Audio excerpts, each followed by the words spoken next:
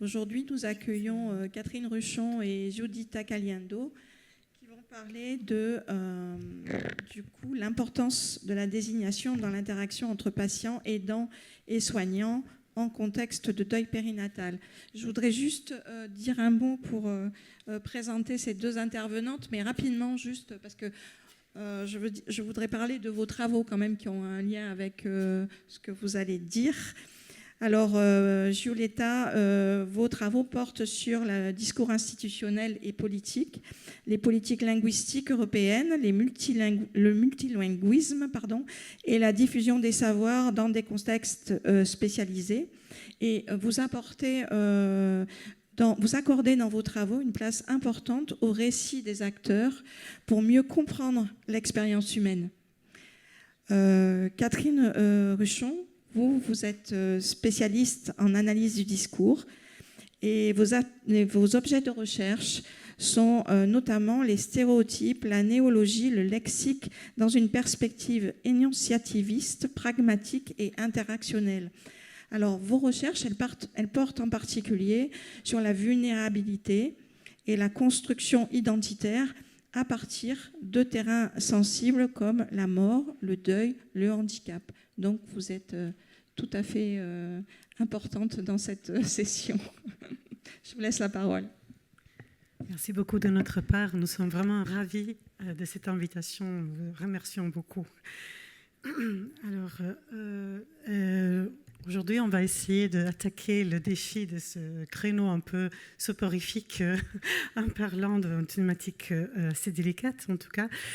Donc, on parlera d'un deuil qui n'est pas légitimé socialement. Les Anglais parlent de disenfranchised. Et donc, on présentera le projet Périnat, qui est un projet qui étudie l'identité narrative des parents qui ont perdu un tout petit. Nous faisons une analyse linguistique sur la base des métaphores et sur la base des néologismes ou des formations lexicales que les parents utilisent pour désigner eux-mêmes et leurs enfants partis trop tôt. Alors là, notre définition est celle de l'OMS, avec la mort néonatale précoce et tardive. Comme vous le savez, la mort périnatale est un tabou. Ce n'est pas vraiment un tabou encore parce qu'on en parle de plus en plus, mais c'est une thématique délicate, mais pas rare. Statistiquement, 10 grossesses sur 1000 en France sont concernées. Ici, il y a des spécificités par rapport au deuil périnatal. C'est une souffrance extrême liée aussi à un sentiment d'échec biologique, une ambiguïté. Est-ce que ces parents peuvent vraiment se sentir parents ? Le risque est aussi là pour un deuil pathologique. Excusez-moi, et il y a des conséquences négatives pendant des années sur la performance professionnelle, aussi parfois liées aux tendances suicidaires, malheureusement. Selon Doc, un thanatologue gériatrique, il soutient qu'en fait, une perte disenfranchised est une perte qui n'est pas vraiment reconnue par la société. C'est un petit peu comme les décès des personnes dont la cause sont des maladies stigmatisées comme le sida ou le suicide. J'ai l'honneur de présenter le projet de recherche ANR qui est né d'une expérience vécue malheureusement et qui m'a amené à un petit peu changer l'intérêt du langage politique au langage médical. Toutes les deux, nous sommes chercheuses qui ont vécu ce problème et nous avons à cœur le projet qui a reçu un financement pendant 4 ans pour travailler sur la mort périnatale. Nous sommes dans l'annuaire depuis 2023, très fiers de ça. Nous travaillons avec Birmingham, Lille et Naples, qui est mon alma mater, dont je suis italienne, et avec les statisticiennes et les linguistes. C'est un binôme un peu atypique, mais c'est comme ça. Là, le projet s'appelle « Les mots me manquent ». L'objectif est d'améliorer l'expérience de communication des parents endeuillés qui sont laissés tout seuls, passés sous silence. Et nous avons mené des entretiens pour écouter leurs récits. Et nous avons identifié des aspects linguistiques qui caractérisent ces récits, particulièrement les métaphores et les formations lexicales. L'idée, c'est de permettre c'est de collecter des éléments pour nourrir les pratiques cliniques. On veut vraiment partager et travailler avec les soignants. Nous nous avons 2 piliers de ce projet. Donc, je vous disais les métaphores. Pourquoi les métaphores? Les métaphores occupent une place centrale dans les récits de la perte. En fait, les métaphores nous permettent de parler de choses qui on ne sait même pas appréhender. Il nous sert à conceptualiser, même digérer les critical life events, comme par exemple le deuil. Les métaphores permettent aussi aux soignants de mieux comprendre ce que les endeuillés vivent, parce qu'ils n'ont pas la compétence expérientielle de cette perte. Voilà. Les connaissances qui sont issues de l'analyse linguistique seront intégrées dans des recommandations. Nous travaillons avec des associations françaises et belges, néerlandophones. Donc l'idée, c'est d'aligner les soins proposés sur les besoins de ces parents. Nous avons fait 100 entretiens. Je voudrais bien remercier une des doctorantes, Lola Marinato, qui a fait ces entretiens semi-dirigés avec les parents endeuillés. Nous les avons codés sur la base de métaphores. Donc nous avions des codes sur NVivo pour classifier les métaphores. Et nous avons considéré quelles étaient les thématiques utilisées, quelles étaient les thématiques décrites en utilisant certaines métaphores. Donc, dans les entretiens, on a demandé à ces parents de parler de certaines étapes de leur perte, le diagnostic, le retour à la maison, le retour au travail qui est bien problématique. Alors, pourquoi les néologismes? Je vous disais qu'il y a ce deuxième pilier. Donc, et là, on a travaillé sur des questionnaires. Pour ça, la contribution des statisticiennes. Nous avons interrogé les parents en leur demandant d'évaluer des termes qui existent ou qui sont nouveaux pour désigner leur enfant décédé et eux-mêmes. Donc, aujourd'hui, il existe une culture du déni autour du deuil périnatal et l'absence de termes officiels. En français, on dit parange, par exemple, mais ce n'est pas du tout un terme officiel, rend cette identité encore plus invisible dans la société. Elle est définie identité mécomprise. En France, il y a des démarches dont Catherine va en parler, des parents qui font de folklore linguistics parce qu'ils veulent se nommer quelque chose, parce que se nommer, c'est exister.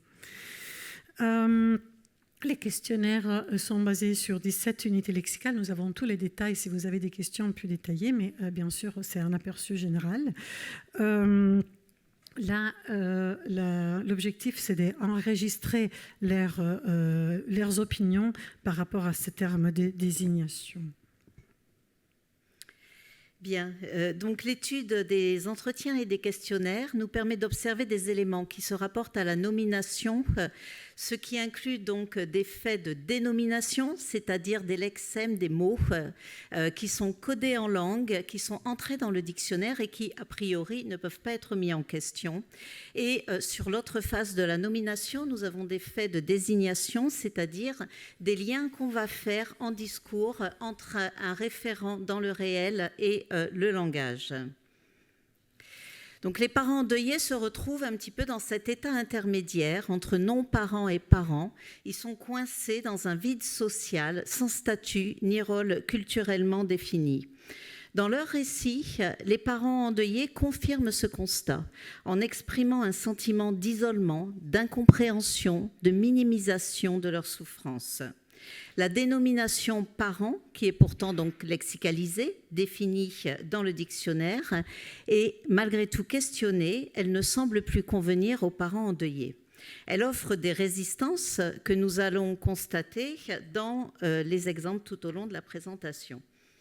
Du point de vue linguistique, ce qui atteste de ce déni autour du deuil périnatal est l'absence de désignation lexicalisée pour l'enfant décédé ou le parent endeuillé. Par opposition, par exemple, aux enfants sans parents, dont on a des mots dans plusieurs langues, par exemple en français, orphelin, qui nous vient du grec, orphénao, ou aux adultes qui ont perdu leur époux ou leur épouse pour lesquels on a le mot veuf ou veuve, par exemple. Et donc, c'est ce qui est dit dans cet exemple un petit peu de linguistique populaire. Hein. C'est dur de faire le deuil, déjà de base, mais encore plus quand c'est des deuils tabous. Parce que il n'y a même pas de mots en fait pour définir. Donc c'est en cela que c'est une analyse linguistique populaire faite par des non-linguistes. Il n'y a même pas de mots, répète donc l'énonciateur.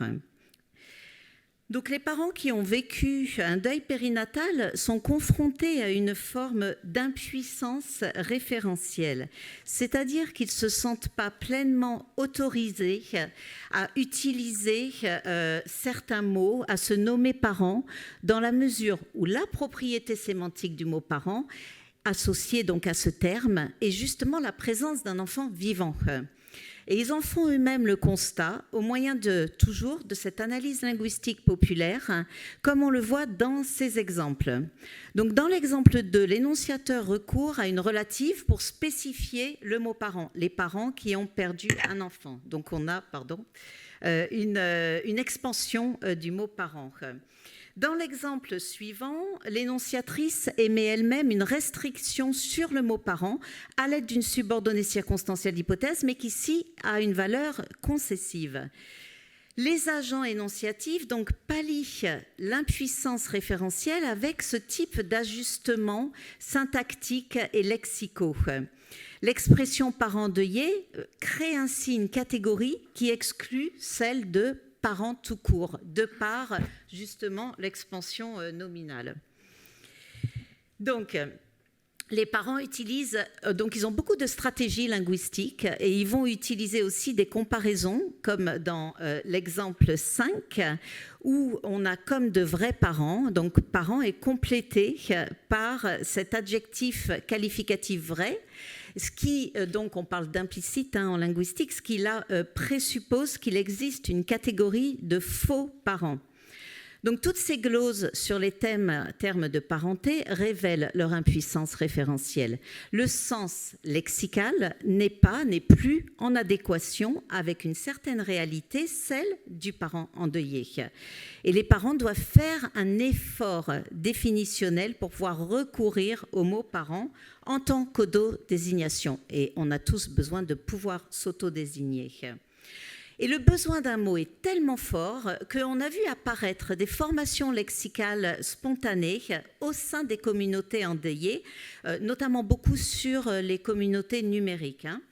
Et donc on a par exemple le mot parange, qui est un mot valise formé à partir du mot parent et ange. C'est pas le premier de ce paradigme lexical. Le premier, c'est mamange, maman d'un ange. Et après, ce paradigme s'est étoffé. Les parents endeuillés ont aussi milité pour la reconnaissance de ce terme. Ils avaient fait une pétition, une frange de parents endeuillés. Ça s'est pas passé. Nous passons donc maintenant à l'analyse statistique des résultats des questionnaires adressés aux parents endeuillés.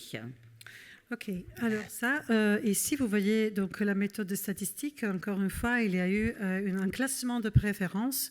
Donc on a proposé des termes aux parents, des termes qui désignaient encore une fois eux-mêmes et les bébés, de haute à basse préférence. Et après, ils avaient une question ouverte, quel serait le terme que vous utiliserez donc, pour de leur invention.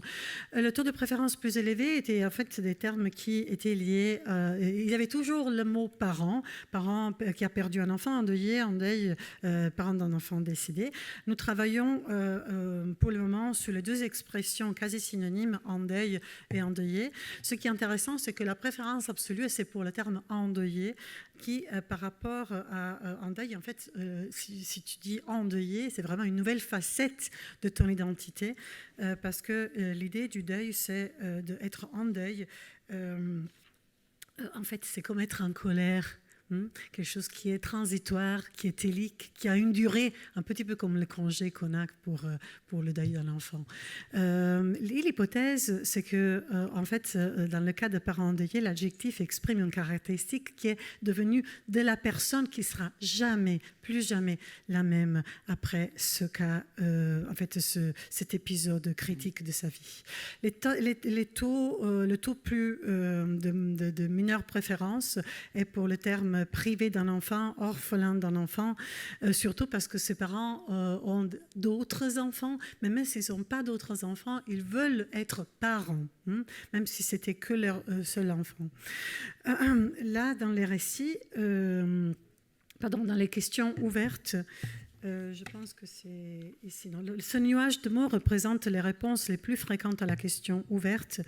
Donc là, ils disent eux-mêmes comment ils voudraient se désigner. Et donc, je suis parent tout court, parent de Lucas, parent de Bianca. Donc, vous voyez que, comme le disait Catherine, le mot parent doit souvent être adapté pour inclure l'identité des endeuillés. Sémantiquement, il faut ajouter quelque chose parce que la perte d'un enfant affecte un petit peu la prototypicalité sémantique. La propriété sémantique de parent est quelqu'un qui a un enfant. Donc on pourrait penser que la désignation enfant ou la désignation bébé ne pose pas de problème, mais au vu de notre corpus, on se rend compte qu'elles ne sont pas spontanément employées par les parents, enfin pas toujours, voire qu'elles sont parfois rejetées. Donc, non reconnu, privé de nom, réduit au silence dans les conversations quotidiennes, comme le dit Hessel, l'enfant devient une non-personne. Dans l'exemple 7, la mère refuse que son bébé soit assimilé à une fausse couche ou à une IMG.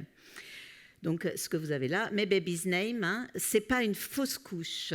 Pour eux, donc pour le personnel médical, c'est l'énonciatrice qui parle, ça reste une fausse couche tardive, enfin une IMG, c'est pas un bébé qui a existé. Inversement, comme dans l'exemple 8, il faut apprendre parfois à ne pas nommer. Et là, dans cet exemple, l'énonciatrice réfute le mot enfant. Donc, c'est l'infirmière qui arrive en disant « Voilà votre enfant ». L'énonciatrice réfute totalement ça. Enfin, elle n'en sait rien si moi, je mets le nom d'enfant là-dessus. Moi, en fait, je ne le mets pas. Donc, les dominations conventionnelles pour désigner l'être à venir sont enfant ou bébé. La dénomination enfant a une double acception. Soit ça veut dire garçon ou fille en bas âge depuis la fin du Xe siècle, et en ce sens, ça s'oppose à adulte. Soit une acception relationnelle, enfant de, donc avec la préposition de, depuis le XIe siècle avec différents stades sur lesquels je passerai. Donc la dénomination bébé, elle réfère à l'enfant en bas âge. Donc est-ce qu'on peut désigner le terme, est-ce qu'on peut désigner le fœtus par le mot enfant ? Donc, toute désignation, bien sûr, est porteuse de connotations. Nous avons opté pour la désignation enfant dans le cadre de notre recherche. C'est celle qui est employée dans les textes de l'OMS et les textes législatifs en lien. Donc, on pourra discuter ça plus tard.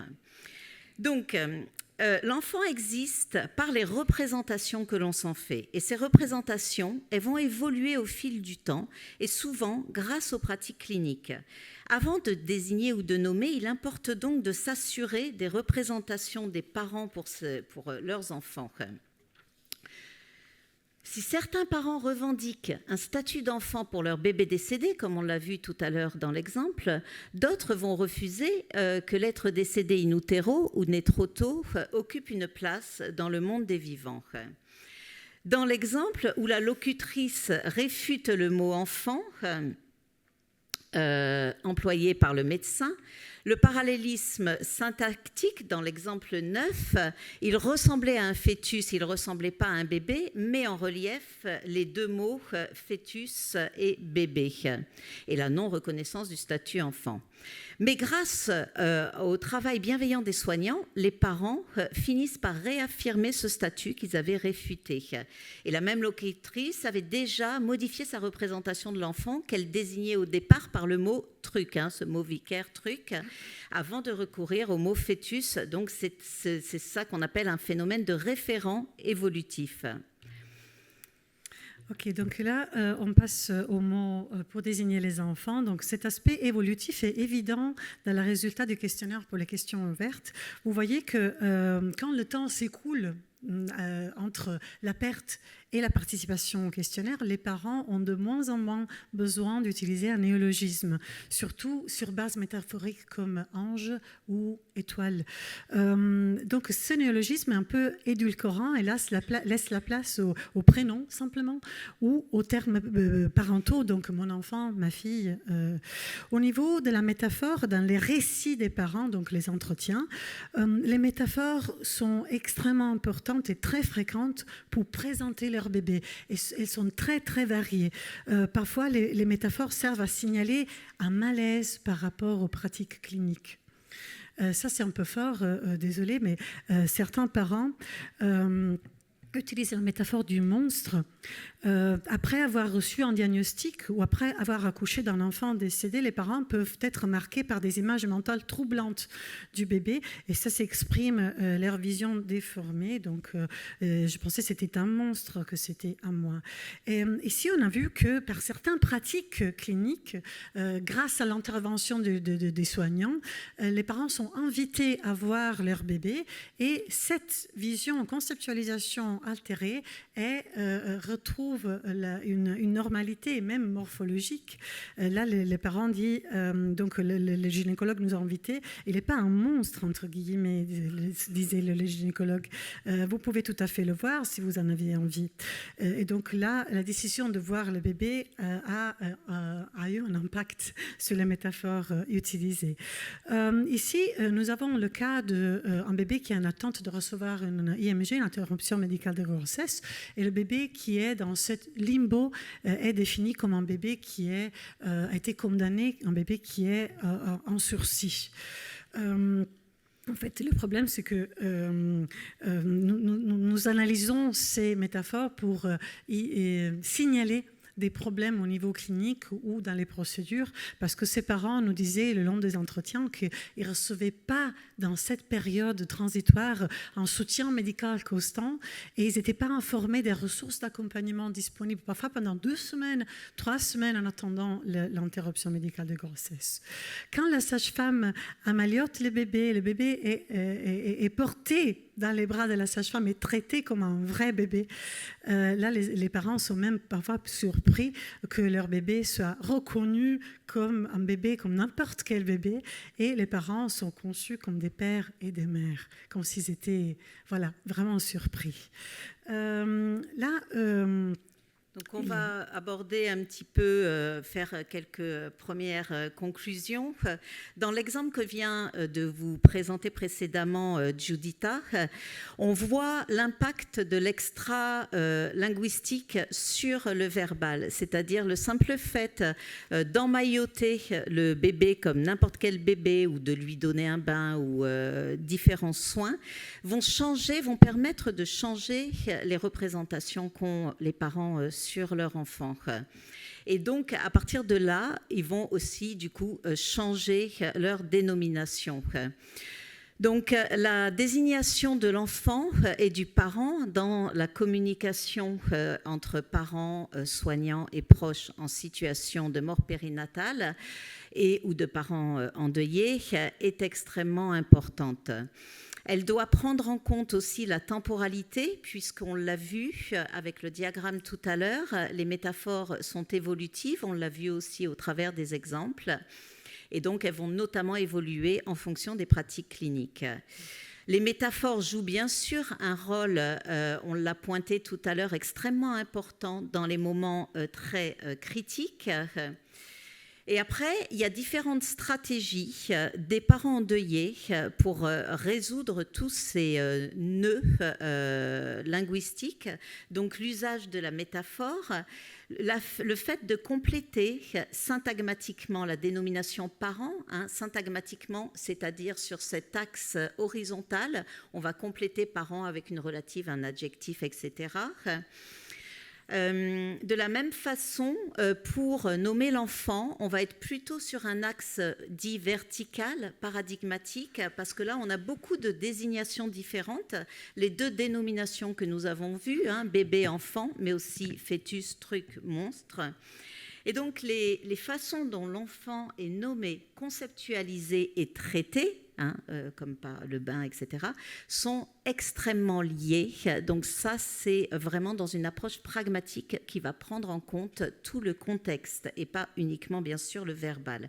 Et la nomination a donc des conséquences sur la représentation identitaire du parent de l'enfant et bien sûr sur le choix des parents, sur les procédures cliniques. Terminons en disant que la prochaine étape sera le travail sur les soins palliatifs périnataux et le choix des parents, un choix alternatif à celle de l'interruption médicale de grossesse, dépend beaucoup et très impacté par la représentation discursive du bébé, de l'enfant, du fœtus. Donc ça, c'est vraiment central. Et on a trouvé un binôme avec l'association SPAMA, Isabelle de Mézérac. Donc on va travailler dans ce sens-là très prochainement. Nous en profitons pour vous remercier et remercier les associations qui travaillent avec nous.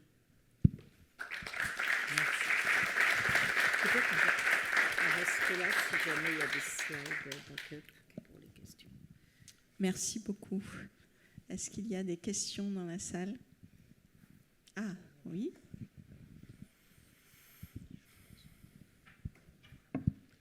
Oui, merci beaucoup pour la présentation. C'est une question vraiment naïve. C'était pour savoir, vous avez présenté dans cette hétérogénéité, dans l'analyse ce que vous avez fait statistique des choses, est-ce que vous avez considéré quand même les variables sociodémographiques des gens? Là, j'avais l'impression que c'était que des mamans qui parlaient, mais est-ce que si vous triez par le sexe du parent, des pères et des mères, est-ce qu'ils utilisent les mêmes mots? Est-ce que vous avez regardé aussi en fonction de l'appartenance sociale des gens? Parce que le vocabulaire dont on dispose et la manière dont on nomme les choses, c'est quand même quelque chose qui est très socialement situé. Est-ce que vous avez regardé donc le sexe des parents, la classe sociale des parents, et puis aussi, vous l'avez évoqué, mais je ne sais pas si ça conditionne la manière dont ils parlent de leur enfant décédé, est-ce qu'ils avaient déjà un enfant, et aussi à quel stade est arrivé le décès en fonction du stade de la grossesse. Merci. Alors oui, merci beaucoup. La réponse est assez directe, oui, à toutes les questions. On était coincés par 3 statisticiennes, donc en tant que linguiste, on était un peu naïve au début. On a un tableau de données sociodémographiques très dense et détaillé. On a travaillé avec 50 couples. En principe, ce n'était pas que des couples hétérosexuels et on avait toujours donc en fait une dyade. Et on a pris en considération religion, classe sociale, région de la France, profession et le temps qui s'était écoulé entre la perte et la participation au questionnaire. La participation aux associations, donc l'appartenance à l'association ou la participation en groupe de parole, le type de décès. Et je peux vous fournir toutes les informations qui sont aussi sur le site web du projet, dans lequel on est très fiers parce que ce n'est pas évident d'avoir un site web. Et les statisticiennes étaient très présentes dans cette étude. Donc oui, c'est ce que je peux vous dire. Oui. On est en train de faire un travail sur toutes les nuances, comment les réponses se déclinent par rapport aux données sociodémographiques.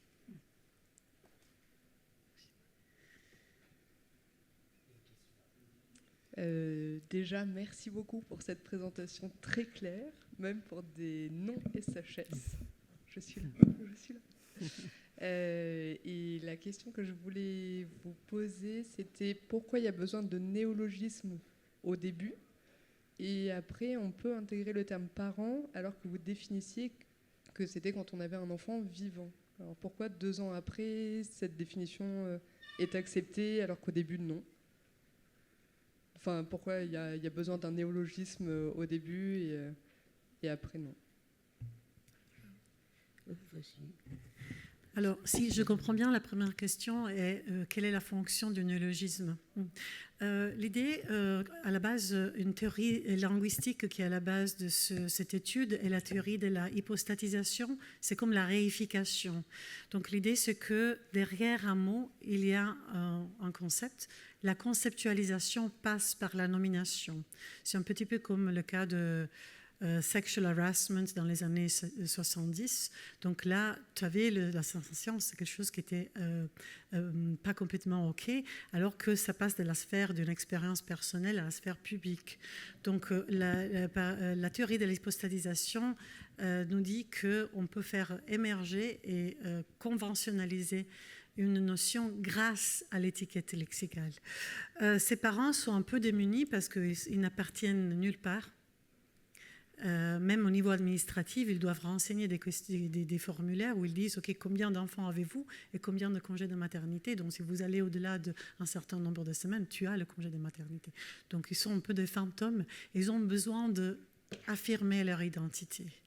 Par rapport au bébé, cette identité ou cette représentation discursive change parce qu'au début, l'hypothèse que nous avons, c'est des mots qui édulcorante de ce trauma.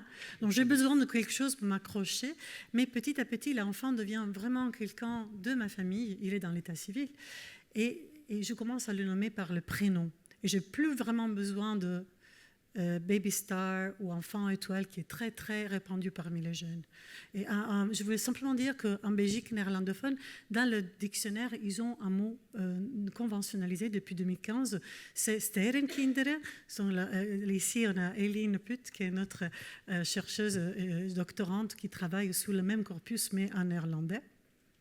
Et donc, ils ont muni, parce qu'ils ont ce mot, ils peuvent, dans les conversations de tous les jours, dire « Ah oui, je suis maman de 2 enfants et dans Sterrenkind ». Et ça va vite, tu ne dois pas expliquer, tu n'es pas dans l'embarras, et ça aide beaucoup à entamer, à aborder ce sujet dans les conversations de tous les jours. C'est ce que les parents veulent faire. Au début, on pensait qu'on n'aurait pas trouvé, même les papas, parce que cette étude ajoute les papas qui étaient très marginalisés, mais tout ce qu'ils veulent faire, c'est parler d'eux-mêmes, de leur expérience de leur bébé. En tout cas, je trouve qu'il y a quelque chose qui fait très écho dans tout ce que vous décrivez du processus entre le néologisme et quelque chose, on passe de quelque chose qui ne peut pas se dire, ne peut pas se nommer, ou ne trouve pas de référent pour se nommer, à quelque chose qui se personnifie, en tout cas s'incarne dans la pensée.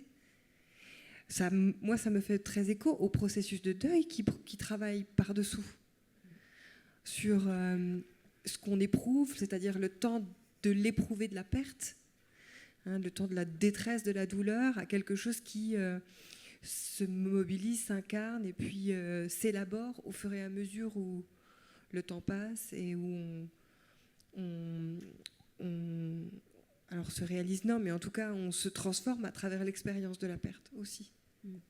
Oui, hors de ce projet, précédemment, j'ai pu montrer justement que le processus de deuil pouvait se faire au travers de stratégies linguistiques. Et donc, pour ce deuil, le deuil d'enfants en très bas âge, que l'on qualifie en général d'indicible, douleur indicible, etc., en fait, on peut prouver qu'il n'y a rien d'indicible là-dedans et que justement, les parents multiplient les stratégies. Ça, ce n'est vraiment qu'un tout petit exemple. Et ces stratégies sont peut-être même encore plus fortes sur les communautés numériques, qui est le lieu vraiment de la création lexicale et syntaxique. En tout cas, c'est très intéressant parce que derrière l'indicible, il y a aussi la double peine de l'invisibilité sociale que vous avez abordée, où cette situation fait peur aussi et a tendance à isoler les parents qui vivent cette expérience au sein même parfois de leur environnement familial et en tout cas affectif proche. Et il y a quelque chose là qui vient redonner quelque chose de la reconnaissance de l'expérience vécue, de la perte et de cette parentalité. Ce que vous évoquez est largement traité au travers des récits des parents endeuillés qui très régulièrement témoignent de la difficulté de leur entourage proche et professionnel, qu'il ne faut pas oublier parce que c'est aussi assez dur ce qui se passe au niveau professionnel. Et donc, il répercute ça souvent sous la forme de discours rapportés. Et on va retrouver les propos de la mère, de l'oncle, du père, avec des petites phrases. On peut même trouver sur les sites des associations toutes les petites phrases à proscrire, du type « mais tu es jeune, tu en auras d'autres », etc. Ouais. Donc ça, c'est vraiment tout un pan. Oui, j'avais une question du coup par rapport à ce que vous disiez, parce que moi ça m'évoque, j'ai beaucoup travaillé avec les grands prématurés, et les parents, ils nommaient pas l'enfant par le prénom, effectivement, c'est crevette ou je sais plus quoi. Et dans votre exposé, vous avez dit en fait que la façon dont l'enfant est nommé, en fait, ça a des conséquences sur les représentations identitaires. Et je me suis posé la question, est-ce qu'on peut, à partir de l'évolution de cette nomination, voir l'évolution des représentations, quoi. Tout à fait. Ouais. Et oui, tout à fait. Et réciproquement aussi. Et donc, c'est vrai que quand on dit, il faut s'assurer des représentations qu'ont les parents avant de pouvoir désigner ou nommer l'enfant, c'est un travail extrêmement difficile à faire. Et pour ça, il y a besoin un petit peu quand même d'être formé sur le plan linguistique et des représentations. Mais par exemple, si on peut constater que les parents désignent leur enfant par un prénom, qu'il ait été mis dans l'état civil ou pas, ça, on s'en moque, à partir du moment où il y a un prénom, déjà, on peut être à peu près assuré que les parents considèrent leur enfant, qu'il ait été au stade fœtus ou autre, comme un enfant à part entière. Et ça, ces représentations, elles ne commencent pas au moment de la naissance ou même au moment de la conception. Elles commencent bien avant et elles peuvent même être présentes, même sans maternité, sans projet d'enfant. Je crois qu'on va devoir conclure. Les petits panneaux qui se lèvent. Je vous remercie beaucoup, franchement, pour ces échanges très riches.